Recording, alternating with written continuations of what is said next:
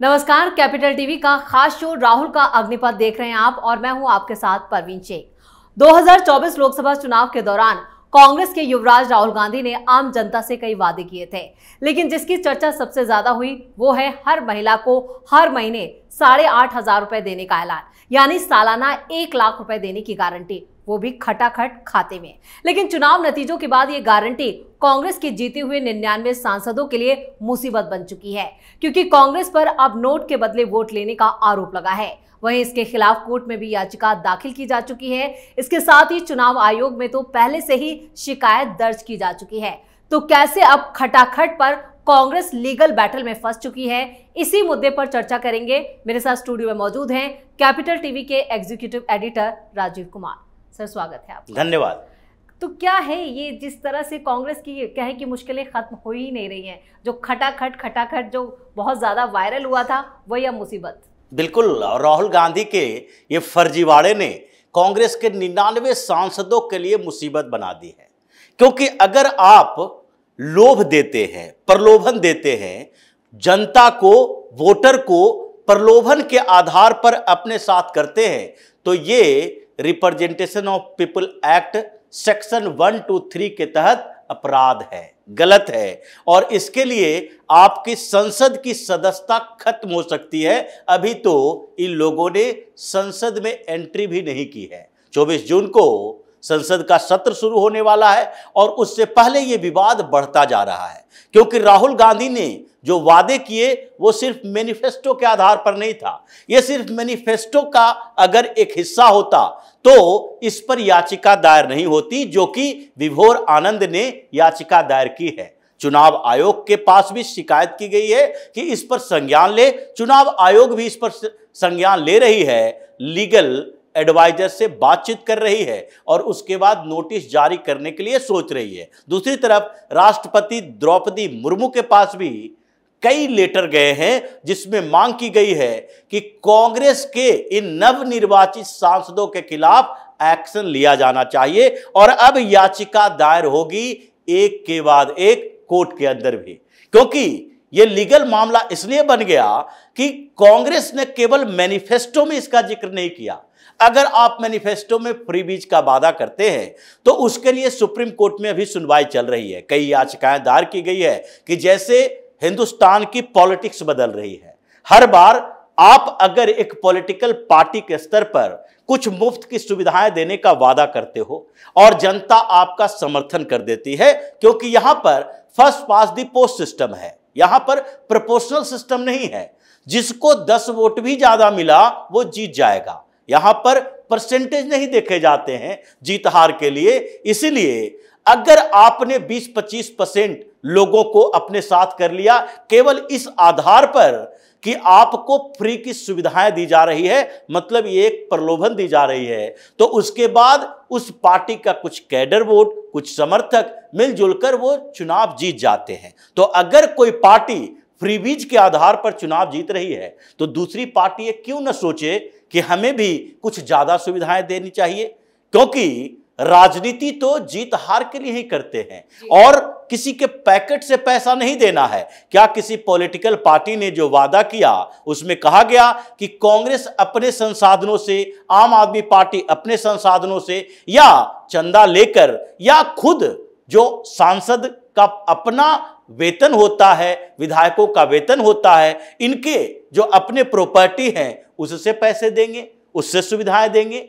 ये पैसे तो टैक्स पेयर का ही होता है और सरकार के खजाने पर बोझ बढ़ता है। तो कोई भी राजनीतिक पार्टी ये क्यों सोचे कि जब सरकार का ही पैसा लुटाना है, जब अपनी तरफ से कुछ देना ही नहीं है, तो ऐसे में हमें वादा करने में क्या जाता है, लोगों को फ्री की सुविधाएं देने में क्या जाता है। तो इसीलिए इस मामले को सुप्रीम कोर्ट में लाया गया।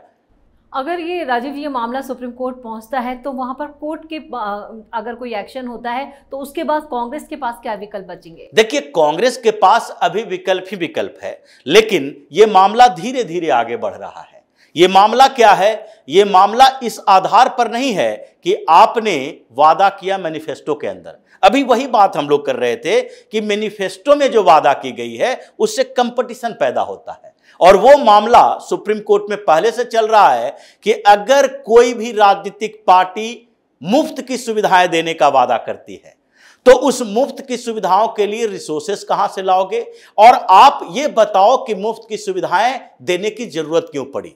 क्योंकि सब्सिडी देना, छूट देना एक अलग बात होती है, मुफ्त में देना दूसरी बात होती है। मुफ्त में मतलब आप ये तय करके बैठे हो कि वो कमाने के लायक नहीं है, वो उसके पास वैसी सुविधाओं के लिए संसाधन नहीं है, तो इसलिए आप लोगों को बरगला रहे हो और लोगों को पीछे हटने के लिए मजबूर कर रहे हो कि काम दाम करने की जरूरत नहीं है, बल्कि सरकार आपकी सारी सुविधाओं का ख्याल खुद रखेगी। लेकिन दूसरे तरफ अगर कोई काम कर रहा है तो काम करने के बदले आप उसके वेतन को बढ़ाने का वादा करते हैं, या फिर कोई एफर्ट कर रहा है और उसको जो संसाधन दिए जा रहे हैं उसके एफर्ट के बावजूद वो उस लाइन को क्रॉस नहीं कर सकता, तो उसमें आप कुछ छूट दे सकते हैं। जैसे कोई बिजली का कंजप्शन कर रहा है, 300 यूनिट 200 यूनिट तक बिजली का कंजप्शन कर रहा है, और उसमें सरकार ने कंपटीशन पैदा किया कि आप कम बिजली खपत करोगे तो आपको ज्यादा सुविधाएं मिलेगी।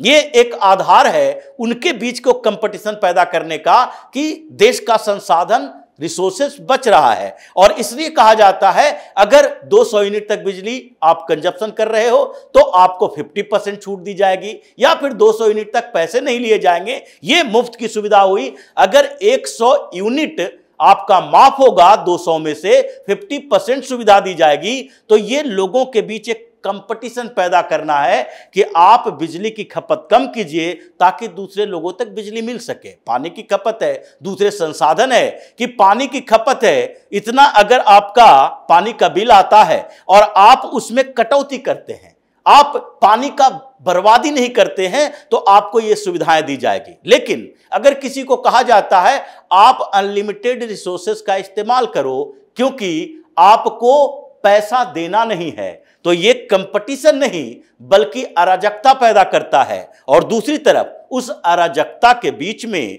आप सरकारी संसाधनों का दुरुपयोग कर रहे हो। लेकिन ये फ्री बीज का मामला है जो सुप्रीम कोर्ट के अंदर चल रहा है। दूसरी बात यहां पर है जो कांग्रेस के लिए परेशानी बन रही है, ये फ्री बीज के वादे की बात नहीं है, ये सीधे डायरेक्ट तौर पर प्रलोभन देने का मामला है।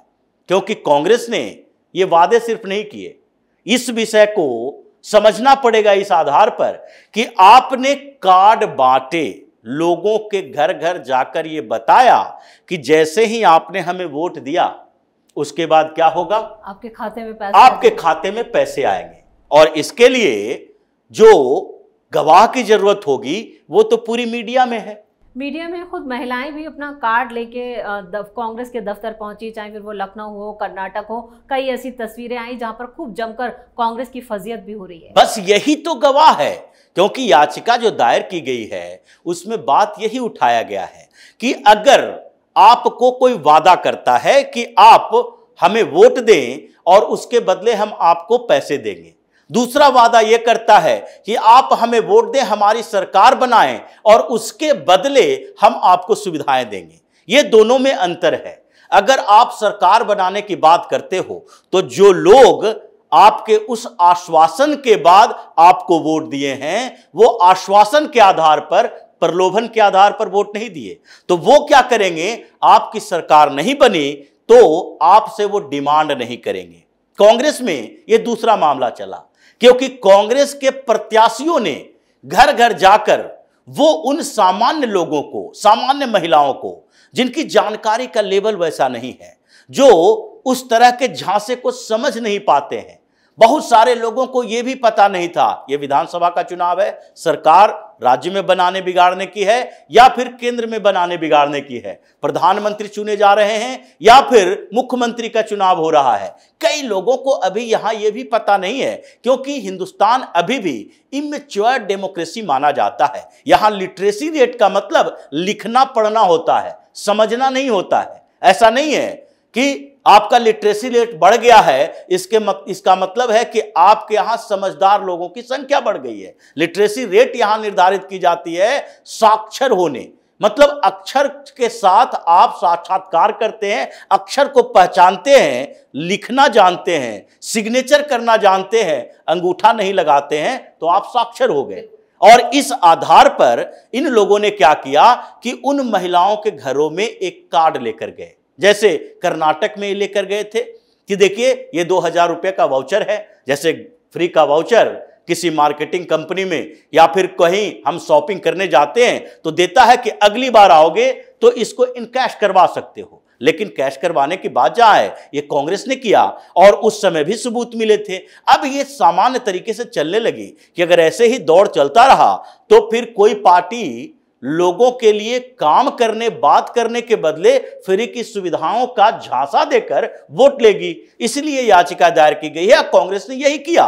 कांग्रेस ने घर घर में एक गारंटी कार्ड बांटी और उस गारंटी कार्ड में कहा, एक फॉर्म तक दे दिया, ये फॉर्म फिलअप करके लाना चुनाव के बाद, और चुनाव जब खत्म हो जाएगा आप हमारे सांसद को चुन लोगे, हमारे प्रत्याशी को जिता दोगे, तो उसके बाद हमारे इस कार्यालय में जाकर इसके बदले आप एक फॉर्म भर देना, आपके अकाउंट में हर महीने 8,500 रुपया आना शुरू हो जाएगा। लेकिन राजीव जी, जो ये दांव कांग्रेस ने चला 2024 चुनाव प्रचार के दौरान, अब आने वाले चुनावों में जो आधी आबादी पर टारगेट करके ये किया गया था, तो इसका खामियाजा भी भुगतना पड़ेगा। देखिए, सिर्फ आधी आबादी की बात नहीं है, ये बात उन लोगों की है जो कि इन चीजों को समझ नहीं पाते हैं और उसी नासमझी का फायदा कांग्रेस ने उठाया।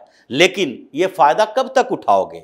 जब लोगों को धीरे धीरे यह एहसास होने लगा कि इससे नुकसान हो रहा है, ये झांसा दिया गया है, तो ऐसे में वो लोग धीरे धीरे ये सोचने पर मजबूर होंगे कि हमें कांग्रेस ने नहीं बल्कि ये सारी पार्टियों ने, जिन लोगों ने हमें मुफ्त की चीजें देने का वादा किया था, वो देश के लिए खतरनाक हो रहा है और इससे हमारे आगे आने वाली पीढ़ी को और ज्यादा संघर्ष झेलना पड़ सकता है, खजाना खाली हो जाएगा। ये तो उन लोगों का काम है जो कि राजनीति नहीं करते बल्कि राजनीति को लोगों तक पहुंचाते हैं। ये सही बातें कही जानी चाहिए, लेकिन यहां कांग्रेस के लीगल बैटल की बात है।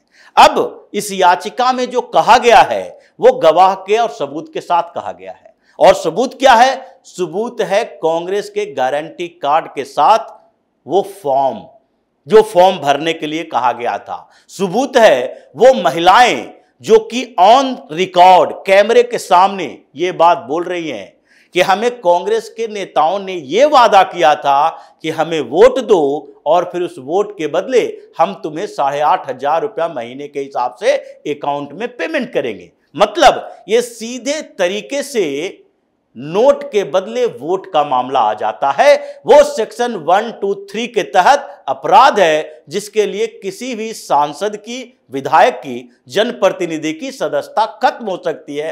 अब इस पर चुनाव आयोग को संज्ञान लेना है, कोर्ट को संज्ञान लेना है कि इस तरह के प्रैक्टिस को बंद करने के लिए एक नजीर पेश की जा सकती है, इन लोगों को बुलाया जा सकता है और उसके आधार पर जिन जगहों से ये सबूत मिले, 99 सांसद की बात है, हो सकता है कि कई जीत कर आए होंगे, उनके क्षेत्र से सबूत न मिले, लेकिन जहां जहां ये गारंटी कार्ड बांटे गए हैं और जिन क्षेत्रों के गारंटी कार्ड सामने आए हैं, उन लोगों को, उन महिलाओं को जो कि ऑन कैमरा आकर बात कर रही है, जो लखनऊ में आकर कांग्रेस के कार्यालय के सामने आई थी और वहां पर पैसे की मांग की थी, हर जगह पर मीडिया रिपोर्ट इस बात के लिए है, इन सबको बुलाया जाना चाहिए, पूछताछ की जानी चाहिए। इन सांसदों को बर्खास्त करने के लिए एक लीगल तरीका अपनाया जाना चाहिए ताकि आगे सबक मिले कि आप प्रलोभन देकर लोगों से वोट नहीं खरीद सकते,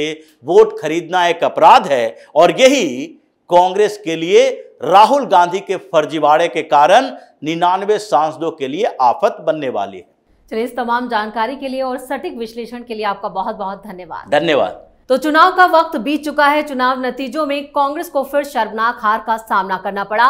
वहीं कांग्रेस फिर से विपक्ष में बैठने के लिए मजबूर है, लेकिन इस बार के नतीजों से कांग्रेस का काला सच भी सामने आ चुका है, जिस पर कांग्रेस बुरी तरह से घिर चुकी है। ऐसे में कोर्ट में दाखिल याचिका पर क्या रहता है कोर्ट का रुख, इस पर सबकी नजरें टिकी हैं। इस खबर पर क्या है आपकी राय, कमेंट करके जरूर लिखें। वीडियो को लाइक करें, शेयर करें और देखते रहें कैपिटल टीवी। नमस्कार।